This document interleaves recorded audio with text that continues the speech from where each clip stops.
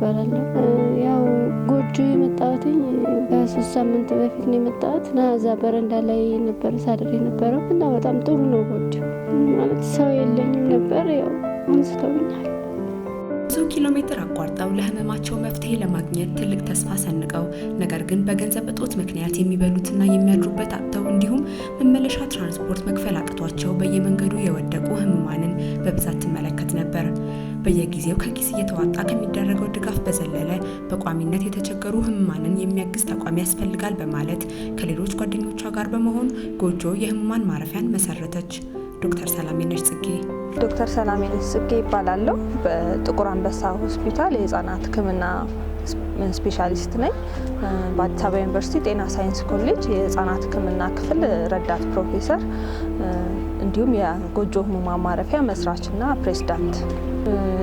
ጎጆ የህሙማን ማረፊያ ነው ትክክለኛ ስሙ። ጎጆ ኢትዮጵያ ፌስቡክ ላይ የምንጠቀምበት ስም ነው።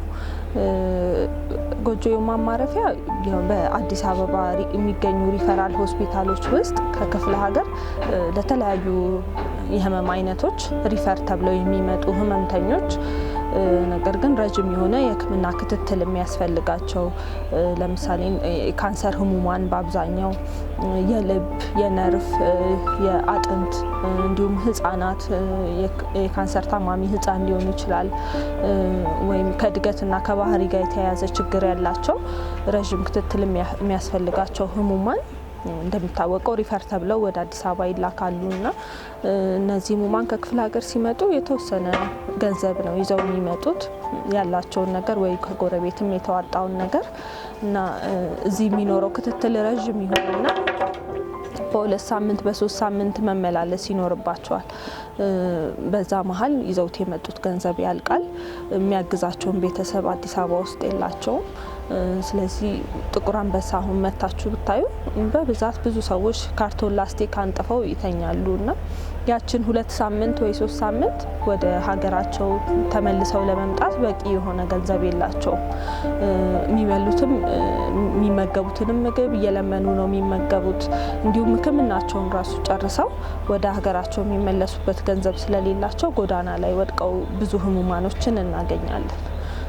ጎጆ በዋነኝነት እነዚህ 3 መሰረታዊ ችግሮች ላይ የመጠለያ፣ የምግብና የትራንስፖርት ግልጋሎት ነው የሚሰጠው። የመጨረሻ ዓመት የህክምና ተማሪ እያለች ጎጆ የህሙማን ማረፊያን ለመመስረት ምክንያት የሆናትን ትናገራለች። የተመሰረተው 2007 ዓመተ ምህረት ታህሳስ ወር ላይ ነው ህጋዊ ፍቃድ አግኝቶ መንቀሳቀስ የጀመረው።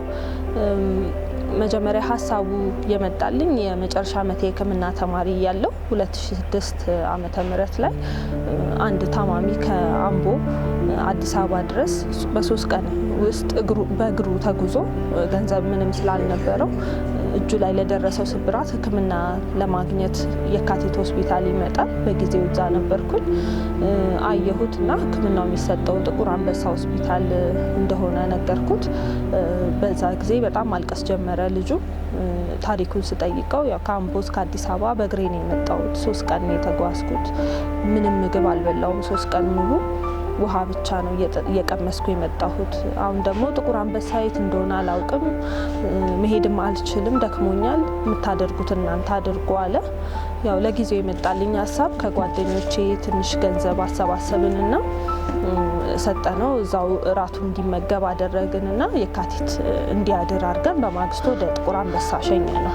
ለአንድ ጓደኛዬ እንደዚህ አይነት ነገር አጋጥሞኝ ብዬ ስነግረው በተደጋጋሚ እንደዚህ አይነት ነገሮችን ትነግሪኛለሽ እና ለምን አንድ ቋሚ ነገር አታደርጊላቸውም? የሚታገዙበት ነገር ቢደረግ ጥሩ ነው ብሎ ሀሳብ አካፈለኝ። ከዛ ለሌሎች 5 ሴት ጓደኞቼ የህክምና ተማሪዎች የነበሩ ከኔ ጋር አማከርኳቸው። 6 ሆነን ሌሎችም ደግሞ ከሀይ ስኩል አብረውኝ የተማሩ በኢንጂነሪንግ እና በተለያየ ሙያ በሶሻል ትምህርት ላይ የሰለጠኑ ጓደኞቼ ነበሩ። አንድ ላይ ተሰባስበን 15 ሆነን በመጀመሪያ ያደረግነው የችግሩን ስፋት እንይ ብለን ወደ 7 የሚደርሱ ሪፈራል ሆስፒታሎች መርጠን እዛ ላይ መጠይቆችን በተን ለህመምተኞችና ለሐኪሞች። በጥቁር አንበሳ ሆስፒታል ውስጥ ብቻ በአንድ ሳምንት ውስጥ 70 ሰዎች አገኘን። እንደዚህ አይነት ችግር ያለባቸው። ባደረጉት አነስተኛ ጥናት ተመርኩዘው ፕሮፖዛል ለጤና ጥበቃ አዘጋጅተው ጎጆን የመመስረት ጉዟቸውን ቀጠሉ። እዛ ላይ የተመሰረተ ፕሮፖዛል አዘጋጀን። ፕሮፖዛሉን የአዲስ አበባ ዩኒቨርሲቲ ፕሬዝዳንት በጊዜው የነበሩት ፕሮፌሰር አድማሱ ጸጋዬ አዩት፣ ብዙ ነገሮችን አስተካከሉልን። የጥቁር አንበሳ ሆስፒታልም የጤና ሳይንስ ኮሌጅ ዲን የነበሩት ፕሮፌሰር አበበ በቀለም እንዲሁ ብዙ ነገር ረዱን። በዛ መልኩ አስተካክለን ጤና ጥበቃ ሚኒስቴር አስገባን። ፕሮፖዛሉ ጤና ጥበቃ ሚኒስቴር አይተው ፕሮፖዛሉን በጣም ተደሰቱ። በጊዜው ጤና ጥበቃ ሚኒስቴር የነበሩት ዶክተር አሚር አማን ይህንን ስራ ለመስራት መሬት ከምትጠይቁ በእኛ ስር ያሉ ጤና ጣቢያዎች ውስጥ አነስተኛ መሬት ብንሰጣችሁ ቶሎ መሰራት ይችላል የሚል ሀሳብ አጋሩን። እኛም እሻልን። ምክንያቱም አዲስ አበባ መስተዳድር የነበረው ፕሮሰስ በጣም ረዥም ነበረ እና አሁን ይሄ ያለንበትን ተክለ ሃይማኖት ጤና ጣቢያ ውስጥ አነስተኛ መሬት ተሰጠን። መሬቱን እነዚህ ነገሮች ፕሮሰስ እያደረግንም አብረን ኮንስትራክሽን ካምፓኒዎችን ኮንታክት እያደረግን ነበረ። በፍቃደኝነት የሚሰሩልን አገኘን። ጎጆን በመመስረት ሂደት ውስጥ ከባድ የነበረውን ነገር ገልጻልናለች። የግንባታ ፍቃድ ለማግኘት ከክፍለ ከተማውና ከቀበሌው 2 ዓመት ፈጀብን። ሁሉም ነገር አግኝተን ግን ፍቃዷን ብቻ ለማግኘት እና ያ በጣም ከባድ ጊዜ ነበረ። 2 ዓመት ብዙ ውጣ ውረዶች ነበሩ። ውስጣችንም ቲሙም ራሱ ተስፋ መቁረጥ ጀመረ እና በተለይ ከሕክምና ውስጥ ያሉት ጓደኞቼ ያው ካለውም የስራ ጫና አንጻር ይሄ ነገር ይሳካልን ብለው አላሰቡም። መስራች ከነበር ነው ከ6ታችን አራቱ ትተውት ወጡ ከጎጆ እና ሌሎች አዳዲስ ሜምበሮችን መመልመል ነበረብኝ። በዛ መልኩ ብዙ ጫና ያሳደረብን ጊዜ ነበረ። እንዲሁም በጣም ብዙ ጣውረዶች አሉ። ከስራችን ጋር እየወጣን እየገባን ያንን ነገር ማስፈጸም በጣም አስቸግሮን ነበር። ተስፋ አስቆራጭ ጊዜ ነበረ። ጎጆ ህሙማን ማረፊያ ተገንብቶ ህሙማንን መቀበል እስከሚጀምርበት ጊዜ አባላቶቹ ገንዘብ በማዋጣት ጥቁር አንበሳ ግቢ ውስጥ ድንኳን እየዘረጉ ህሙማንን መመገብ ጀመሩ። ፍቃዱን እስክናገኝ የነበረውን 2 ዓመት ዝም ብለን ቁጭ አላልንም። በጥቁር አንበሳ ሆስፒታል ውስጥ ከራሳችን 15ታችን ገንዘብ እያዋጣን ህሙማኖችን መመገብ ጀመረ።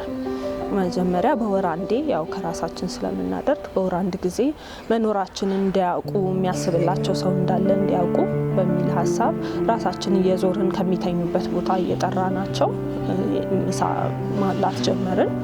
እንዲሁም 1-2 ህመምተኛ እየመረጥን ሕክምናውን የጨረሰ ወይ ረዥም ቀጠሮ ያለው ትኬት እየቆረጥን ወደ ሀገራቸው መመለስ ጀመርን። ከዛ ያው እንቅስቃሴያችንን እያዩ ብዙ በጎ ፈቃደኞች ተቀላቀሉን። ከዛ በሳምንት አንዴ የሆነ የምሳ ፕሮግራሙ ቀጥሎ በሳምንት 3 የሆነ በየሳምንቱም ህሙማኖችን እየመረጥን መላክ ጀመርን። እገዛ ከሚፈልጉ ህሙማን ብዛት እንዲሁም ከጎጆ ህሙማን ማረፊያ አቅም ውስንነት አንጻር ተገልጋዮችን የሚመለምኑበት መንገድ ነግራናለች። ጥቅምት ወር 2017 በፈረንጆች አቆጣጠር ይህ ህንፃ ተሰርቶ አለቀ። ጎጆ ውስጥ ለመግባት ክራይቴሪያዎች አሉ።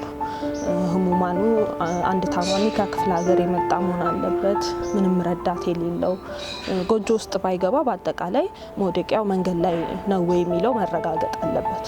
ምንም አማራጭ የሌለው ሰው ነው ወደዚህ የሚላከው እና እነዚህን ክራይቴሪያዎች አጣርተው ማሟላቱን አይተው ፎርም አለ የሚሞላ፣ እሱን ፎርም ሞልተው ማህተም አድርገው የሚልኩልን የእያንዳንዱ የሆስፒታሉ የማህበራዊ ቢሮ ሰራተኞች ናቸው። በአጠቃላይ ጎጆ 52 ህሙማን ከናስታማሚዎቹ ነው የሚያስተናግደው። አሁን ከኮቪድ በኋላ ግን ወደ ግማሽ ቀንሳ ነው። እስካሁን ድረስ በጎጆ ህሙማን ከ75,000 በላይ የሚሆኑ ህሙማኖች ሰርቪሱን አግኝተዋል። ከ120,000 በላይ የሚሆኑ የምግብ ግልጋሎቶችን አድርገናል።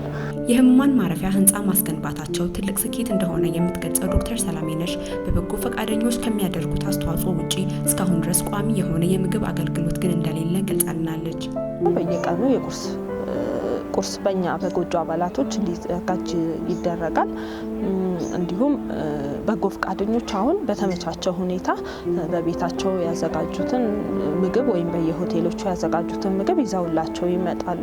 ትልቁ የጎጆ ስኬት የምንለው ህሙማኖቹን ከመሬቱ ላይ ማንሳቱ ነው እንጂ አሁንም ቢሆን በእርግጠኝነት ነገ መመገብ ይችላሉ ምንልበት ሁኔታ ላይ አይደለም ያለን። በዚህ በጎ ስራዋ ዶክተር ሰላሚነሽ የ2019 ዓ.ም የኢትዮጵያ የላቀች ሴት ወይም ውመን ኦፍ ኤክሰለንስ አዋርድ አሸናፊ አድርጓታል። ውመን ኢን ቢዝነስ ኢን ቦርድ የሚባል በሴቶች ላይ ትኩረቱን ያደረገ ድርጅት ነው የሚያዘጋጀው። በየአመቱ የኢትዮጵያ የላቀች ሴት ሽልማት የሚባል ፕሮግራም አላቸው። ጠንከር ያለ ማህበራዊ ስራዎችን የሰሩ ሴቶችን ይመርጣሉ። 2019 ላይ ነው። እኔም እንደ አንድ ተወዳዳሪ ሆኜ ተመርጬ ነበርና በስተመጨረሻ ሽልማቱን ለማግኘት ችያለሁ። ሽልማቱ ያው ለጎጆ ነው በዋነኝነት በዚህ ስራ ነው። መሰል ድርጅቶች ለህሙማንና ለጤናው ዘርፍ የሚያደርጉት አስተዋጽኦ ትልቅ ነውና ሁላችንም የበኩላችንን በማድረግ ልናበረታቸው ይገባል። የምታስተላልፈው መልእክት ዝግጅታችንን እንቋጫለን። ያው ማስተላለፍ የምፈልገው መልእክት በጎጆ ውስጥ የሚሰሩትን ስራዎች እኛ ከምንነግራቸው ይልቅ መጥተው ቢያዩ ምን እንደሚያስፈልግ በምን መልኩ ሊያግዙን እንደሚችሉ በግልጽ ያያሉና አንዴ ደግሞ ጎጆ የመጣ ሰው ተመልሶ እንደሚመጣ እርግጠኛ ነኝ። ያው ስራ ነው አንድ ሰው ደጋግሞ እንዲመጣ የሚያደርገውና መጥተው እንዲጎበኙን ነው